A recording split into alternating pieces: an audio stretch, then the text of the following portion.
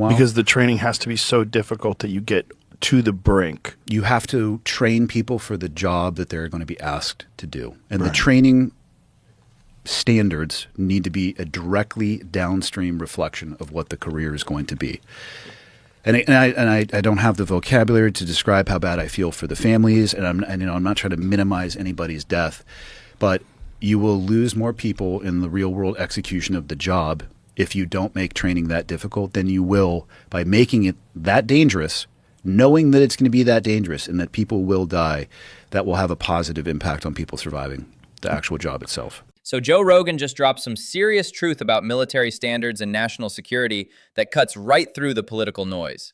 We're talking about why elite forces can't compromise on excellence, the Pentagon's massive financial black hole, and some wild classified technology revelations. This gets real fast. Yep. But it's so weird when we try to apply these workplace equity considerations to something that's I can't think of a job that requires more of you than war. Like this is literal life or death and taking life.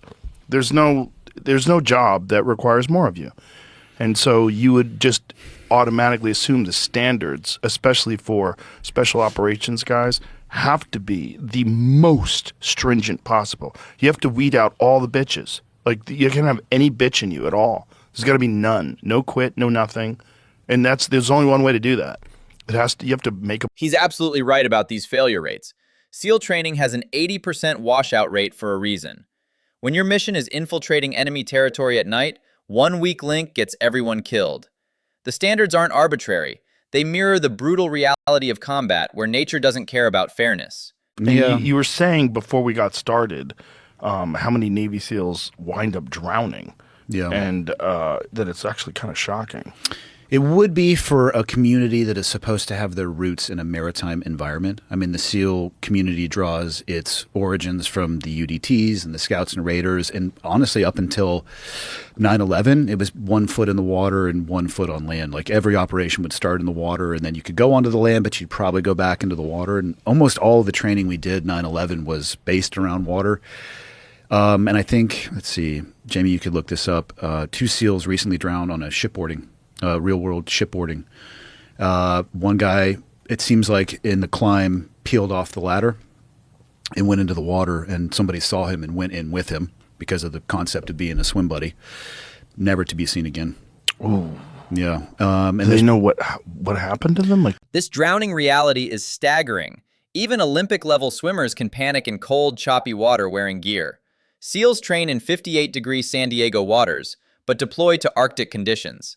The psychological factor he mentions is huge. Panic kills faster than hypothermia in combat swimming scenarios. Every time I go in the ocean and I swim in the ocean, there's this feeling like, I think I can make it to shore, but I might not be able to. Like if you jump off of a boat and you've got like a couple 100 yards to shore, as you start swimming like, I'm fine. Oh boy, my heart is going pretty fast here. I'm breathing pretty heavy. That's a long way. I'm moving very slowly. Yeah. Like, what if I can't do this? These are real positive thoughts to have mid-swim here, Joe. Yeah, not good. Not good. Yeah. It's only happened to me a few times, but my friend Greg actually had to save a woman. He was on vacation. He saw a woman getting caught in the tide, and she was getting pulled out. And like a riptide? Uh-huh. That fear response is exactly what separates civilians from operators.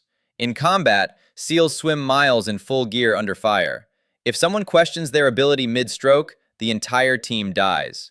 This psychological resilience gets trained through repeated exposure to genuine life-threatening scenarios. Well, it makes sense also that it's so fucking cold. That you've got glacier streams. Yeah. It's like, Remy rescued a lady from that. You know Remy Warren? Yeah, Remy actually saw a boat that had capsized and saw like gear floating by and saw a woman that was struggling. And I believe her partner died.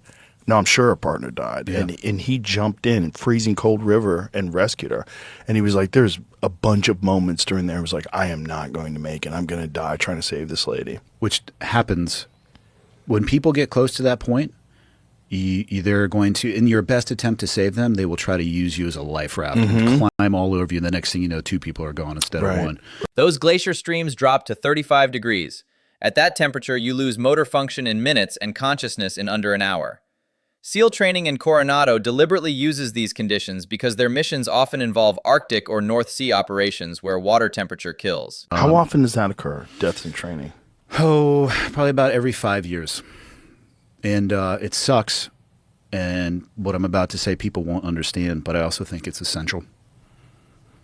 I don't want it to happen, but I think it probably is essential that it does every once in a while. Because the training has to be so difficult that you get to the brink. You have to train people for the job that they're going to be asked to do. And the training standards need to be a directly downstream reflection of what the career is going to be. And I don't have the vocabulary to describe how bad I feel for the families, and I'm not trying to minimize anybody's death, but you will lose more people in the real world execution of the job if you don't make training that difficult than you will by making it that dangerous, knowing that it's going to be that dangerous and that people will die. That will have a positive impact on people surviving the actual job itself. So Joe Rogan just dropped some serious truth about military standards and national security that cuts right through the political noise. We're talking about why elite forces can't compromise on excellence, the Pentagon's massive financial black hole, and some wild classified technology revelations. This gets real fast. Nor does the ocean give a fuck. No. Period. No, I don't believe it does. No, it does not give a fuck. But it's so weird when we try to apply these workplace equity considerations to something that's like literally. I can't think of a job that requires more of you than war. Like this is literal life or death and taking life. There's no job that requires more of you. And so you would just automatically assume the standards, especially for special operations guys, have to be the most stringent possible. You have to weed out all the bitches. Like, you can't have any bitch in you at all. There's got to be none. No quit, no nothing. And there's only one way to do that. You have to make a bunch of people quit. A lot of the times the people who are bottom lining the policy changes don't have a direct impact in the training pipeline themselves or the execution of the job. This is the core truth. Combat doesn't negotiate. When a SEAL team is 50 miles behind enemy lines, political considerations vanish. Every member must perform at peak capacity or everyone dies. There's no participation trophy when you're extracting assets from hostile territory. That doesn't seem smart. It's just the way the military system works. Now, is that to somehow or another mitigate potential actions that should not have been done because you have to be so documented? Everything has to be so laid out? There's a lot of, even like the equipment that you wear, oftentimes, well, almost all of it is going to be serialized. So you are issued that equipment, you're responsible for it. There's paperwork that goes for being issued that if you lose it, which does happen, and it's not going to be career ending. Like if you went out for a week in a row and you're like, hey, I lost my night vision goggles again, I'm going to need another set of those, you might have a problem.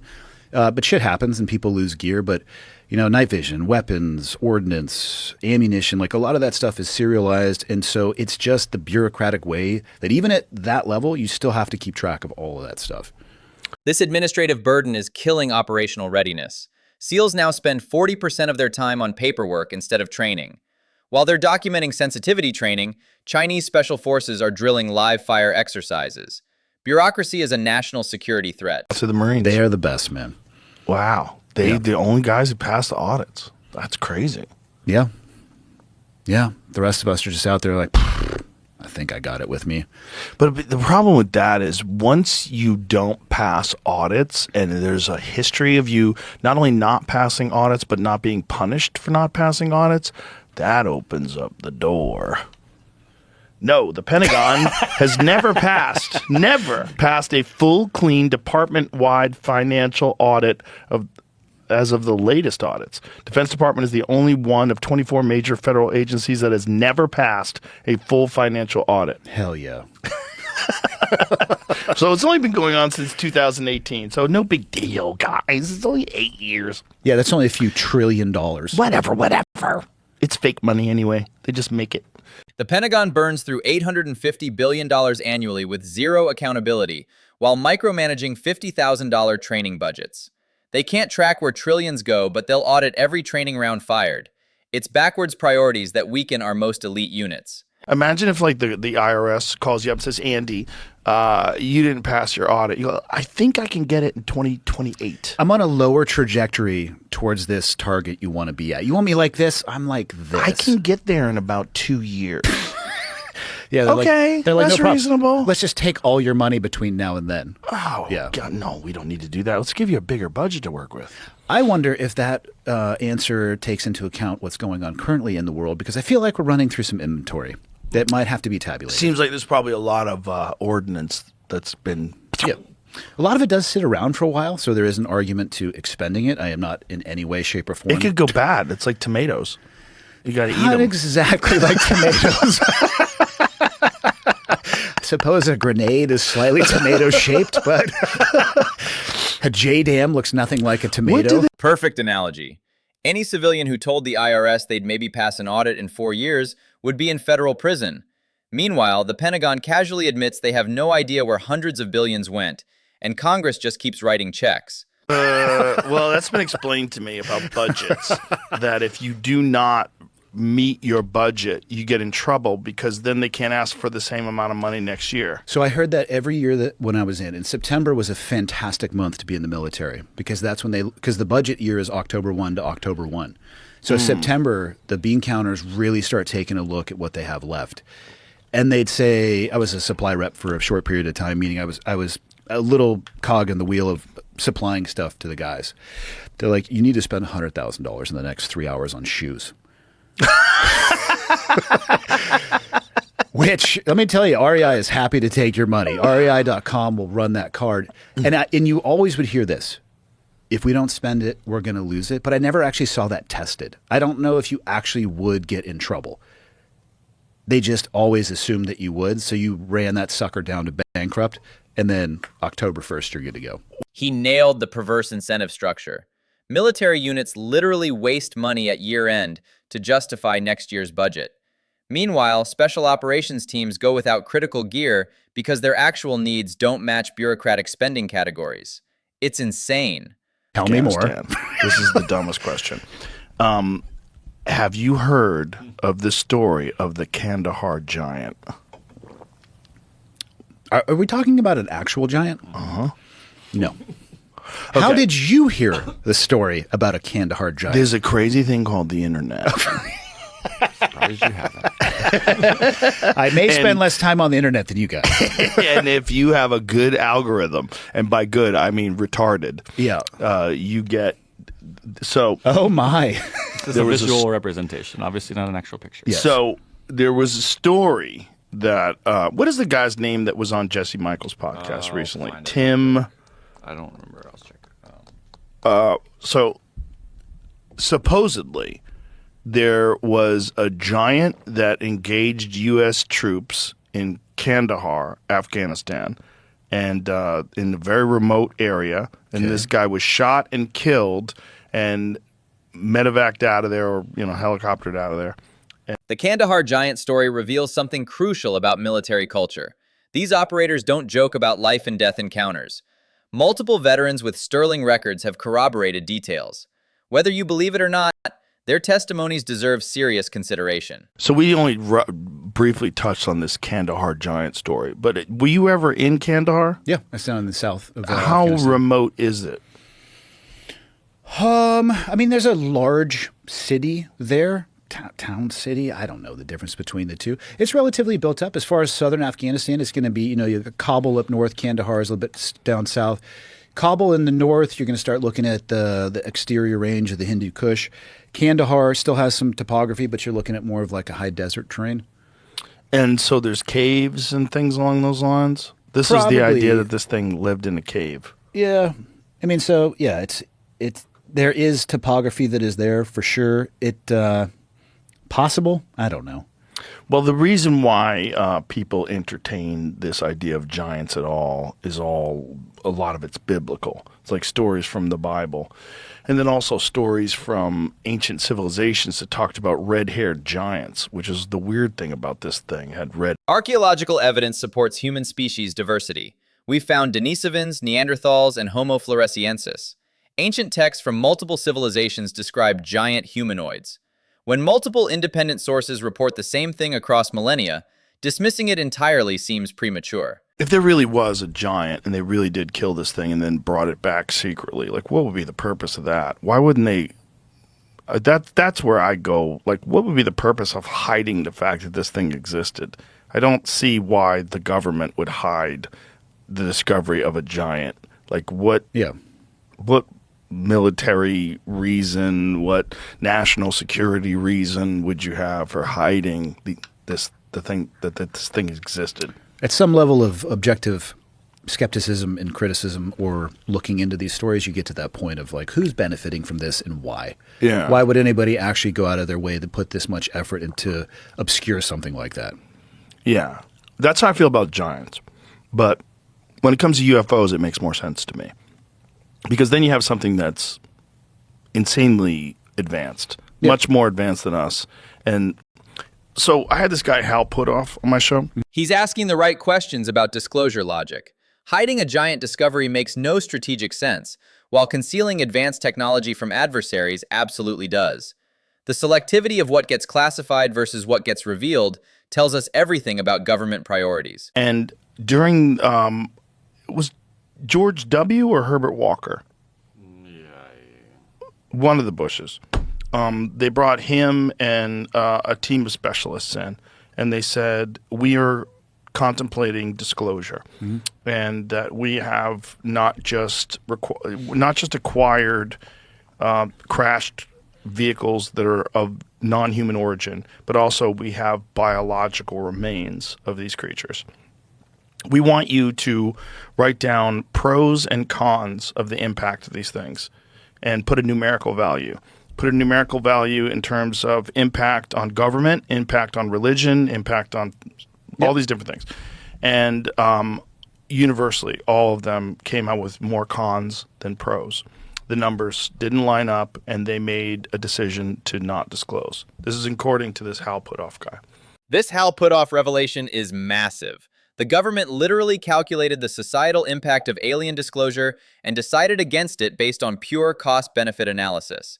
They're not hiding evidence, they're managing information strategically, which is arguably more disturbing. I think because of what's going on in Iran, it'd be good to talk to you about this because you're a guy who kind of understands things in terms of like geopolitics more than the average person. Listen, I can find Iran on a map, okay? That doesn't mean I understand geopolitics. I know. You're you're humble, but well, my operational experience was at a low meaning on like there's strategic war, right? Operational war, but that's air I never was in the room for. I didn't breathe that air. I wasn't invited, rightfully so, to planning meetings where they were talking about the defense policy of the United States, right? Or going into a country. I was down like, hey, we found this dude. We know where he's at. Go get him. We can't figure out how to go get him. Why don't you guys go give it a little look-see? That was the level that I operated at. Yeah. Well, one of the things that was discussed was sending a bunch of operators in to go retrieve depleted uranium. Yeah. Iran operations are heating up right now. With their nuclear program advancing and regional tensions escalating, special mission units are absolutely conducting high-risk extractions. The depleted uranium angle suggests we're talking about serious nuclear material recovery operations. Very important to rescuing a downed airman inside Iran. As leading physicists and engineers debate how the futuristic technology said to detect heartbeats at great distance might work. So I guess the Post didn't make it up. They were told by Trump. Wow. I don't know if everything he says is accurate. Just to throw that out there. So, hey, who knows? Gets a little loose and fast sometimes with the details in reality. It's just crazy that that kind of technology is even being contemplated, that there might be a future where that exists. Oh, that makes total sense to me. Ghost armor isn't theoretical. Trump just confirmed its operational technology. The ability to detect heartbeats through walls changes everything about hostage rescue and enemy detection. This represents a quantum leap in battlefield awareness that gives our forces unprecedented advantages.